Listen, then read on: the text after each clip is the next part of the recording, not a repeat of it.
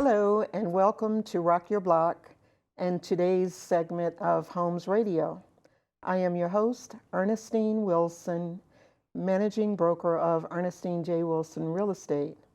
We are very excited about our guest today. She is an innovative and in-demand event planning professional. She also excels in customized home design and does just so many more things. Today, she will show us how to set the perfect table for the holidays. She is a true artisan. Please welcome my special guest, Kimberly Griggs, owner of SivillaCreations. Welcome, Kimberly. Thank you. My pleasure to be here. I appreciate you coming. Well, let's get started and talk about some of these wonderful things that you do. Okay. So last year I hosted a client party, and I was fortunate enough to hire you to decorate the place we were having the party. So I didn't give you any information other than the theme because I'm not that creative. So I told you the theme, and when I got there, the place was beautiful. So my question for you is, when did you learn that you were so talented that you could make things beautiful and get paid for it? I have to say that it started off with my family and friends asking me to come decorate for them in their homes and do events like family events. And that happened so often that other people found out about me, and next thing I know, I was being hired to do events outside of the family and friends. And that's fun, that's pretty right? Yes, it was fun. Okay. So another arm of your service is what you call making chaos look beautiful. So you do this in homes and in offices. Yes. So when you get to a place, how do you figure out the way to navigate through making that chaos look beautiful? Okay. So it depends on, if I'm doing someone's home. Let's say someone's moving and they've been in their home for 30 years plus. They have a lot going on in their home. And what I typically do is just sit down with them and we just do a little negotiations, but mostly it's just coming up with a system that's comfortable for them and comfortable for myself. And that is, we may have 3 boxes, and the 3 boxes, one will say trash, one will say donations, and one is to keep. So we start with that, and then I pretty much center them on doing one room at a time. That way they're not feeling overwhelmed, and I just tell them to just focus on one room. Let's do the first room, and then in each room we would do the same thing. We'd have those 3 boxes. It helps them to purge. And it also kind of makes it a little easier for them when they see the one room being organized and looking great, then they're a little bit more inclined to go through the rest of the house after seeing that first room completely done. Okay, now in that same vein, I was reading last week about population mix in this country, and it seems that 21% of the people in the United States are baby boomers. I'm one of them. And a lot of us are living in houses that are larger than what we really need. So eventually we're having to downsize. Right. So how do you work through that? Because I know sometimes there must be drama. Yeah. Getting seniors to give up those spaces and move into the smaller spaces. Well, what I've learned, I would say, with seniors is that, number one, you just have to be patient with them. And there is a whole lot of negotiations that are going on. It's pretty much the same concept that we talk about what needs to stay, what things need to be donated, and what things are realistically trash. I would say the most important thing is to be empathetic to them, understand that, if you've lived in a house for 30 plus years, you know that there's going to be some things in there that were given to them maybe by someone who was deceased. So in that case, you have to just figure out how important is this to this particular person. And if they're saying we absolutely can't get rid of this, then we just find another place for it within the house. But we'd still have to move on and try to get everything as downsized as we possibly can. So it's kind of a catch-22 situation sometimes, but for the most part, it works out in the end. It always does. Okay, that's good. Now let's talk about event planning. Okay. What is your favorite type of event to plan? It really varies with certain events. I feel that if an event is about to be planned and there's a theme, it sets a tone for what's going to happen from that point on. That makes it a little bit more exciting. So I can't pinpoint a particular event that I like more than another because there's always something different. There's always a new challenge to it. So I like pretty much most events. I do like them. Well, how do you feel about weddings? Weddings aren't typically my brand, but if a person hires me to decorate for a wedding, I'm all in, and that's what I enjoy about doing anything as far as a wedding would be just to do the decorating part of that event. But for a wedding, you would not want to be there from start to finish like you would Not for... necessarily. I would rather an event planner that does wedding, like a wedding planner. I would rather them be there from start to finish and just hire me to decorate. I guess you've seen some bridezillas, huh? Yeah. Well, let's talk about another one of your talents that has made me a forever fan. And that's your cards. I love your cards. I've given them to a lot of people, friends and clients, and everyone loves them. You do not see cards like this in a Hallmark store. So let's take a look at this one and describe some of the material that's used to create that card. Okay. And what makes it so different from our regular stock cards that we get to buy in grocery stores or card shops. Okay, so the difference with my cards is that they're all made of fabric. As you can see, each card it's a whole fabric card, which makes it different in itself. So then I just add on the embellishments. There are people that will come to me and want something specific.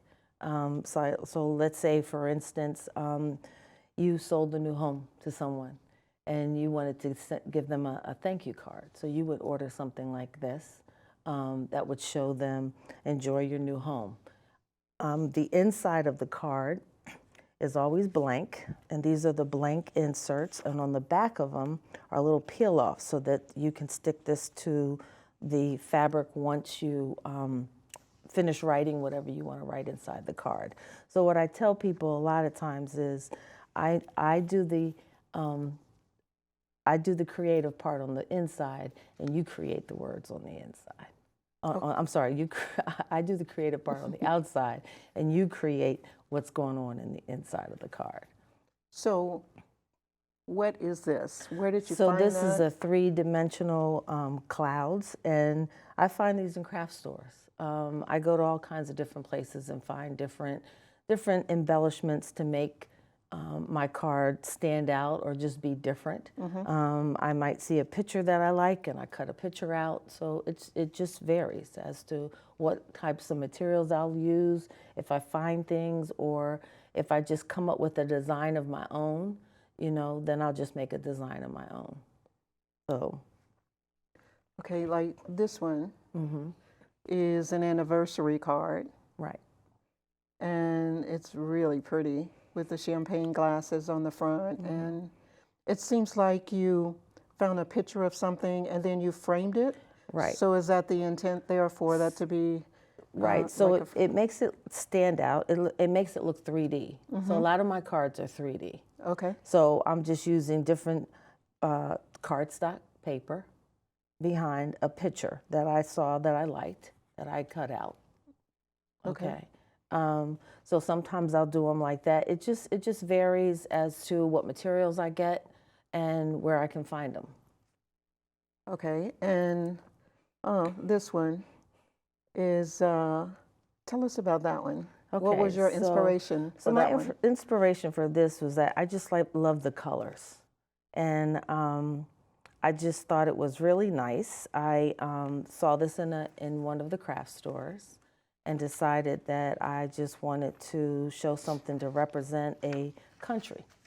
You know, sometimes I'll do cards that will have a city on it or something like that. And I do vend on weekends sometimes, and I found that a lot of people like cards like this. You know, because it could represent maybe where they're coming from or where they live. Or when you say you do vend, what do you mean? So I go to a farmer's market on Saturdays and I vend.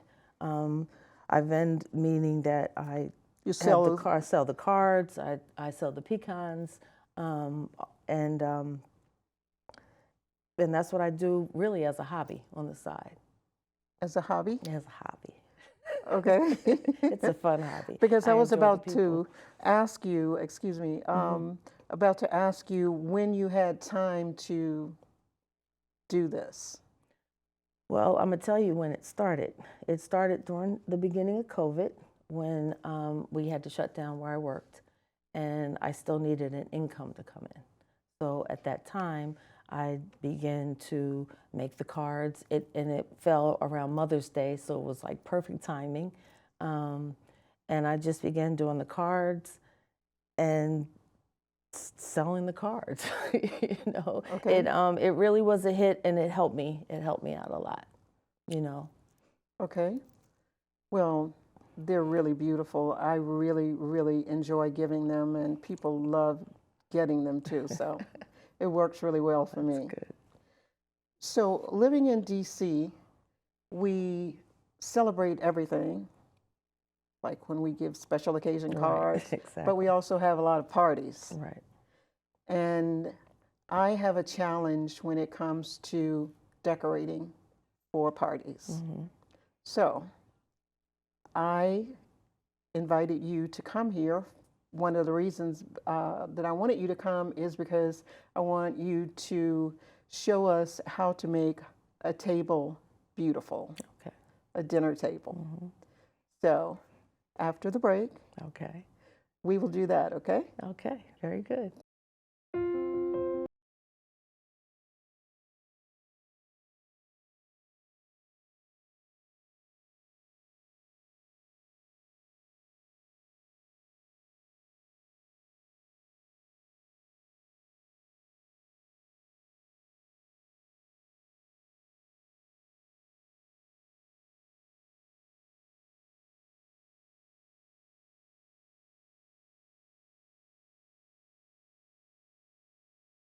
Welcome back to Rock Your Block and today's segment of Homes Radio with my special guest, Kimberly Griggs, owner of SivillaCreations.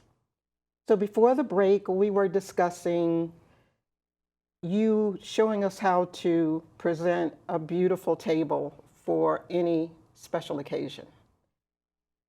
So what do we got here? Okay. So if you're having friends over for dinner and you want to set the table up, there's certain things that you can do to make it look a little bit more special. And in this case, I used 2 napkins just to give it some extra pop, some extra color. These little vases, really something simple that you can get from any discount store. And also, at your favorite craft stores, you could get the greenery just to kind of make it look a little bit more festive. So these are pine cones. Correct. And our audience probably can't see them, but they're illuminated. So you can purchase these little lights? Right. You can purchase the little lights just about anywhere. Definitely at a craft store, you can find them. You can also go online and order them. The reason I use the pine cones is because they're easy. They're easy. You can go outside in your backyard or take a walk through the woods and get as many pine cones as you want. So it's just a simple, easy way to decorate your table without a cost-effective way, actually.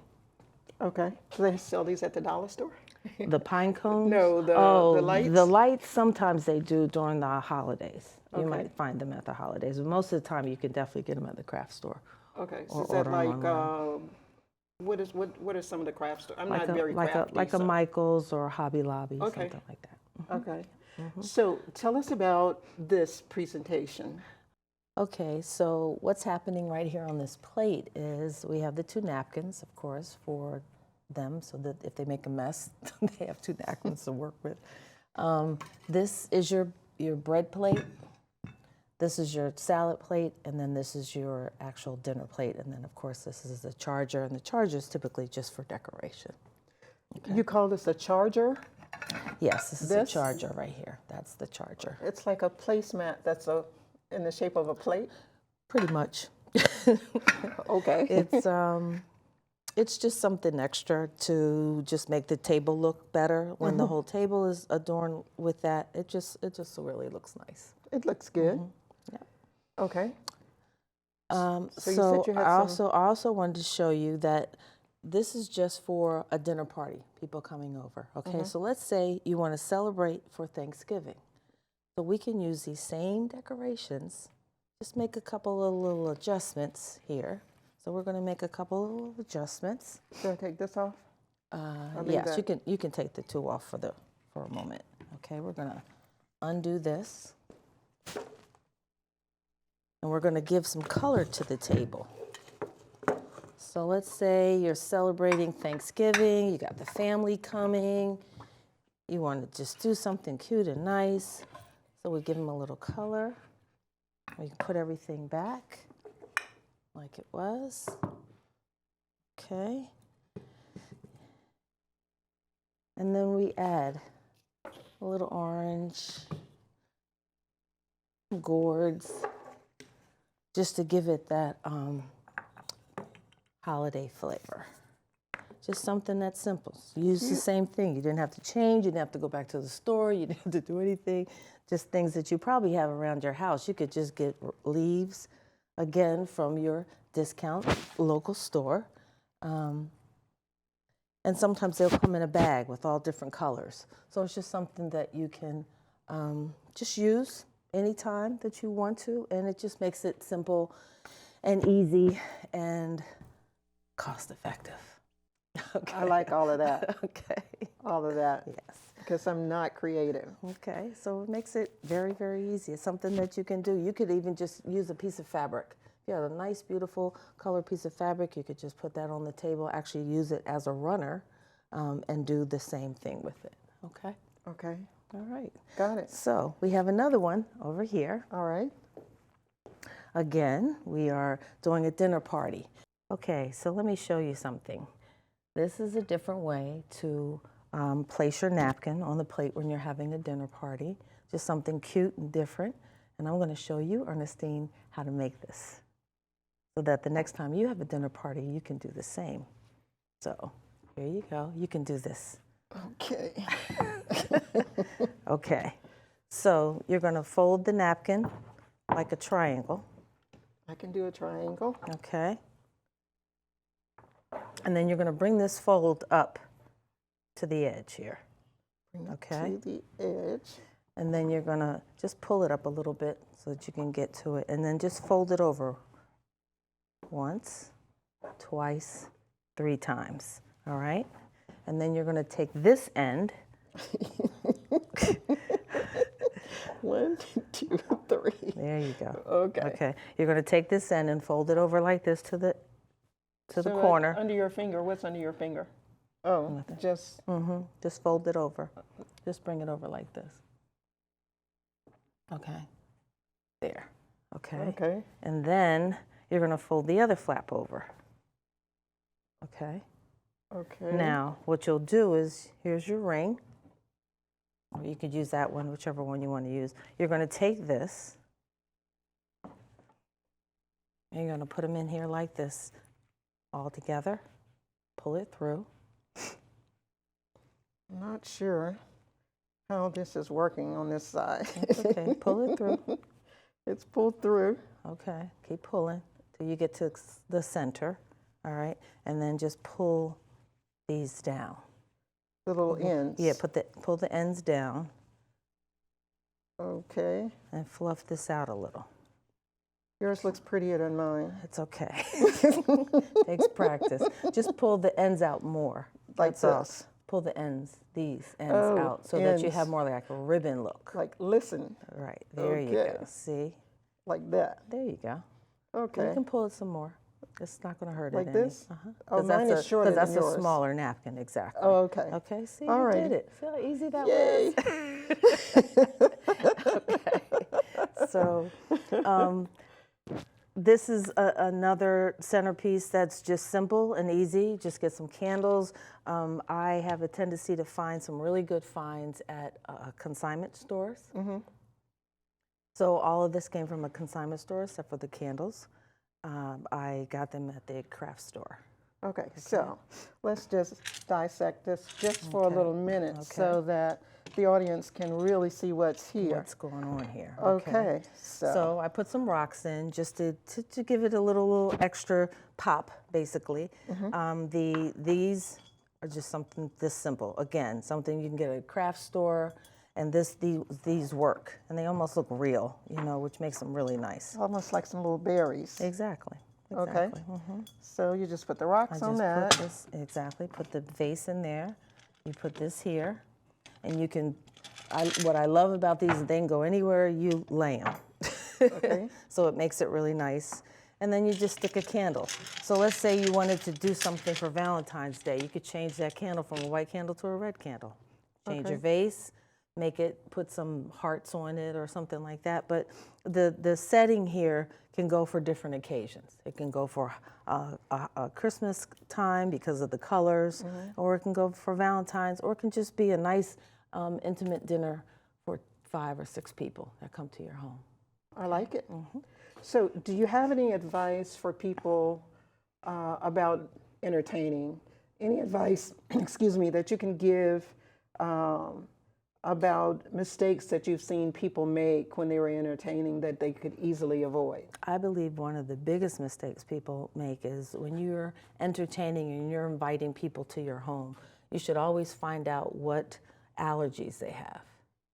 So it's important to know who's coming to your home and know what allergies they have. See, I could do something like, for instance, I make pecans. So here's your jar of pecans. Well, Mr. Jones might be allergic to pecans. So that would mean I would have to know that before he's coming, so that I'll offer him something else other than something that he's allergic to. And then in this time, there's so many people that are vegetarians and they're vegans, and there's so many different ways that people are eating today. So it's important that you really know your group or your guests before they come to your home, so that you can accommodate them in their way, that they can have a good time and enjoy themselves while they're here. Now, I've heard about your pecans. Do you only make, this is where they are, right? Right. Mm-hmm. So you have glazed, those are the glazed pecans. So you have other varieties? Yes, I do. Mm-hmm. I do chocolate covered pecans. I do sea salt caramel and a milk chocolate. So let's say this is a holiday dinner party that I was having people come over. So I would do something like that. I would just give them each their own little personal jar of pecans. Find out which ones they like and put it on the table just as a little token gift, just a thank you for coming and having dinner with me. Okay, so you know I'm salivating, right? Yes. Is this? That is for you. Okay. I definitely brought some samples so that you could try them. Oh, Yes. thank you so much. I'll welcome. leave it here for now. Okay. All right. That's a safe place for it. It is for right now. Well, our time is up, and we want to thank you, Kim, for coming and sharing with us today. And if anyone in our audience has any questions about how to contact our guests, please see the information scrolling below. Thank you for watching Rock Your Block and today's segment of Homes Radio. We'll see you next time.